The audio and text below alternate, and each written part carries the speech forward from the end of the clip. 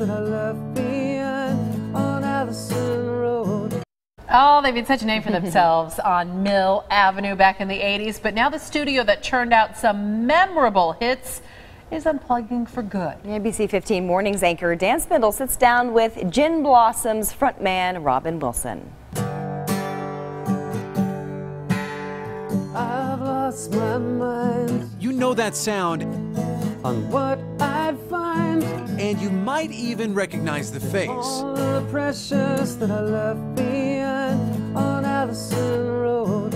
But until I heard it from the Gin Blossoms frontman himself, I couldn't believe that Robin Wilson would close down his local studio, Uranus Recordings. We are Tempe. We are Tempe to the bone. It's a big part of our identity and mine personally. I grew up just about a mile from here, and this is my hometown, and I do love it more than anywhere else.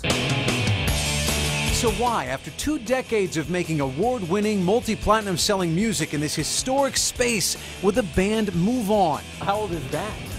That goes back to at least 1910. This old creamery turned brewery next door dates back to territorial days, and Robin has loved watching it grow.